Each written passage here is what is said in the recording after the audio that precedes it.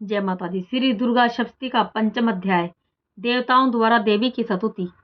महर्षि मेधा ने कहा, पूर्व काल में शुंभ निशुंभ नामक असुरों ने अपने बल के मत से इंद्र का त्रिलोकी का राज्य और यज्ञों के भाग छीन लिए, और वह दोनों इसी प्रकार सूर्य, चंद्रमा, धर्मराज और वरुण के अधिकार भी छीन कर स्वयं ही उनका उपयोग करने लगे।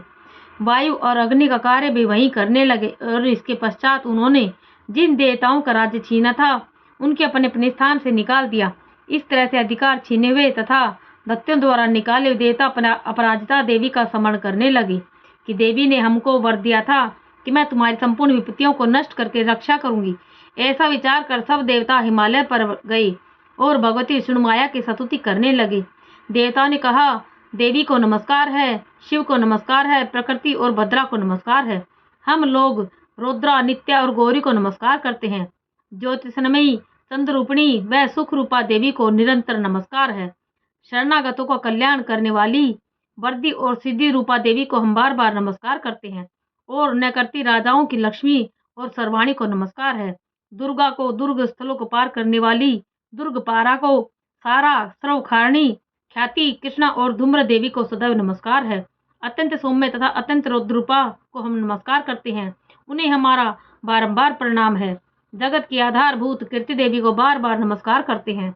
जिस देवी को प्राणी मात्र विष्णु माया कहते हैं उसको नमस्कार है, उसको नमस्कार है, उसको नमस्कार है। जो देवी संपूर्ण प्राणियों में चेतना कहलाती है उनको नमस्कार है, उनको नमस्कार है, उनको नमस्कार है। जो देवी संपूर्ण प्राणियों में बुद्धि रूप से स्थित है उनको नमस्कार है, उनको नमस्कार है, उनको नमस्कार है। जो देवी सब प्राणियों में निद्रा रूप से विराजमान है उनको नमस्कार है, उनको नमस्कार है, उनको नमस्कार है। जो देवी संपूर्ण प्राणी में सुधा रूप से विराजमान है उनको नमस्कार है, उनको नमस्कार है, उनको नमस्कार है। जो देवी संपूर्ण प्राणियों में छाया रूप से स्थित है उनको नमस्कार है, उनको नमस्कार है, उनको नमस्कार है। जो देवी सब प्राणी में शक्ति रूप से स्थित है उनको नमस्कार है, उनको नमस्कार है, उनको नमस्कार है। जो देवी संपूर्ण प्राणियों में कृष्णा रूप से स्थित है उनको नमस्कार है, उनको नमस्कार है, उनको नमस्कार है। जो देवी सब प्राणियों में शांति रूप से स्थित है उनको नमस्कार है, उनको नमस्कार है, उनको नमस्कार है। जो देवी सब प्राणियों में जाति रूप से स्थित है उनको नमस्कार है, उनको नमस्कार है, उनको नमस्कार है। जो देवी सब प्राणी में लज्जा रूप से स्थित है उनको नमस्कार है, उनको नमस्कार है, उनको नमस्कार है। जो देवी सब प्राणियों में शांति रूप से स्थित है उनको नमस्कार है, उनको नमस्कार है, उनको नमस्कार है। जो देवी संपूर्ण प्राणियों में श्रद्धा रूप से स्थित है उनको नमस्कार है, उनको नमस्कार है, उनको नमस्कार है। जो देवी संपूर्ण प्राणियों में कांति रूप से स्थित है, जो देवी सब प्राणी में लक्ष्मी रूप से स्थित है उनको नमस्कार है, उनको नमस्कार है, उनको नमस्कार है। जो देवी संपूर्ण प्राणी में वर्ती रूप से स्थित है उनको नमस्कार है, उनको नमस्कार है, उनको नमस्कार है। जो देवी सब प्राणी में समर्थी रूप से विराजमान है उनको नमस्कार है, उनको नमस्कार है, उनको नमस्कार है। जो देवी सब प्राणी में दया रूप से स्थित है उनको नमस्कार है, उनको नमस्कार है, उनको नमस्कार है। जो देवी सब प्राणी में तुष्टि रूप से स्थित है उनको नमस्कार है, उनको नमस्कार है, उनको नमस्कार है। जो देवी संपूर्ण प्राणियों में मत रूप से स्थित है उनको नमस्कार है, उनको नमस्कार है, उनको नमस्कार है।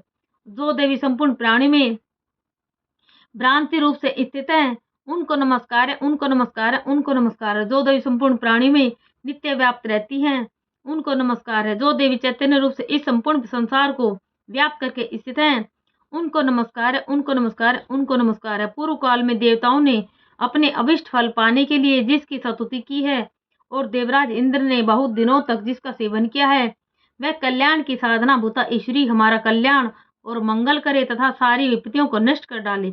असुरों के सताए हुए हम संपूर्ण देवता उस परमेश्वरी को इस समय नमस्कार करते हैं तथा जो भक्ति पूर्वक स्मरण किए जाने पर तुरंत ही सब विपत्तियों को नष्ट कर देती है वह जगदम्बा इस समय भी हमारा कल्याण करे, हमारी समस्त विपत्तियों को दूर करे। महर्षि मेधा ने कहा, राजन, इस प्रकार जब देवता स्तुति कर रहे थे तो उसी समय पार्वती देवी गंगा में स्नान करने के लिए आई।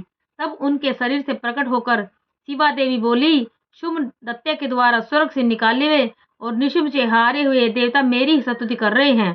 पार्वती के शरीर से अंबिका निकली थी, इसलिए उसका संपूर्ण लोक में कौशिकी कहते हैं। कौशिकी के प्रकट होने के पश्चात पार्वती देवी के शरीर का रंग काला हो गया और वह हिमालय पर रहने वाली कालिका देवी के नाम से प्रसिद्ध हुई। फिर शुंभ और निशुंभ के दूत चंड मुंड वहां आए और उन्होंने परम मनोहर रूप वाली अंबिका देवी को देखा। फिर वह शुंभ के पास जाकर बोले, हे महाराज, एक अत्यंत सुंदर स्त्री हिमालय को प्रकाशित कर रही है। वैसा रंग रूप आज तक हमने किसी स्त्री में नहीं देखा। हे असुरेश्वर, आप यह पता लगाएं कि वह कौन है और उसको ग्रहण कर ले। वह स्त्री स्त्रियों में रतन है। वह अपनी कांति से 10 दिशाओं को प्रकाशित करती हुई वहाँ स्थित है, इसलिए आपको उसका देखना उचित है। हे प्रभु, तीनों लोकों के हाथी, घोड़े और मणि इत्यादि जितने रत्न हैं, वह सब इस समय आपके घर में शोभायमान है। हाथियों में रतन रूप ऐरावत हाथी और उच्च श्रवा नामक घोड़ा तो आप इंद्र से ले आए हैं। हंसों द्वारा जुता हुआ विमान जो कि ब्रह्मा जी के पास था, अब भी आपके पास है। और यह मापद नामक खजाना आपने कुबेर से छीना है। समुद्र ने आपको सदा खिले हुए फूलों की किंजकली नामक माला दी है। वरुण की कंचन की वर्षा करने वाला छत्र भी आपके पास है। रथों में श्रेष्ठ प्रजापति रथ भी आपके पास ही है।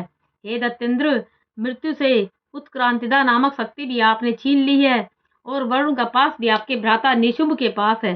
समुद्र में पैदा होने वाले सब प्रकार के रतन भी आपके भ्राता निशुंभ के अधिकार में हैं और जो अग्नि में न जल सके ऐसे 2 वस्त्र भी अग्निदेव ने आपको दिए हैं।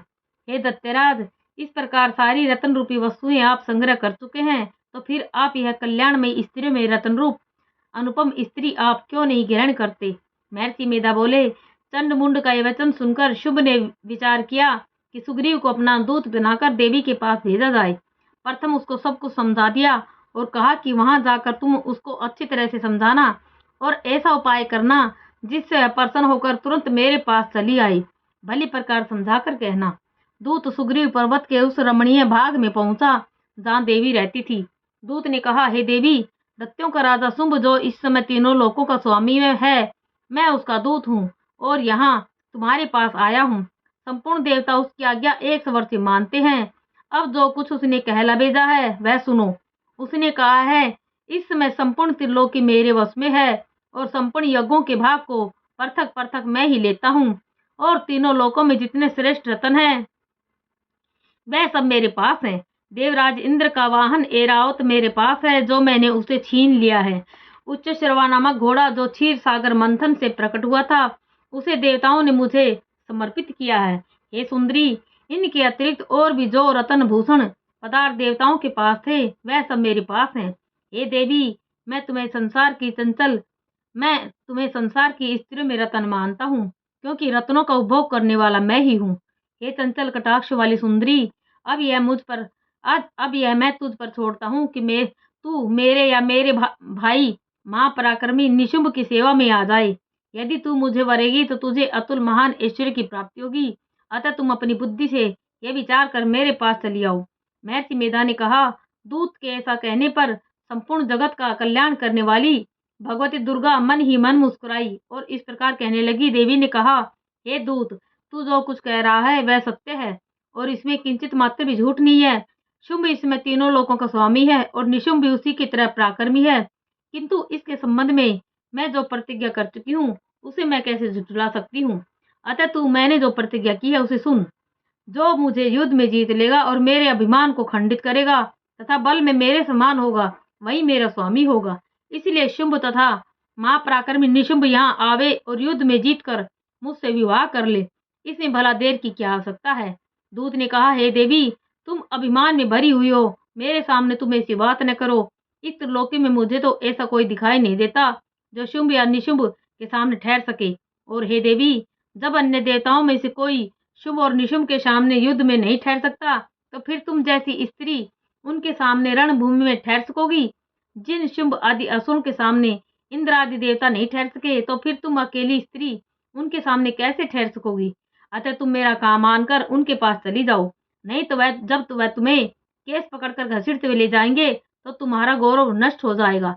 इसलिए मेरी बात मान लो। देवी ने कहा, जो कुछ तुमने कहा ठीक है। शुंभ और निशुंभ बड़े बलवान है, लेकिन मैं क्या कर सकती हूँ, क्योंकि मैं बिना विचारे प्रतिज्ञा कर चुकी हूँ। इसलिए तुम जाओ और मैंने जो कुछ कहा वह सब आदरपूर्वक असुरेंद्र से कह दो। इसके पश्चात जो वह उचित समझे करे। जय माता दी।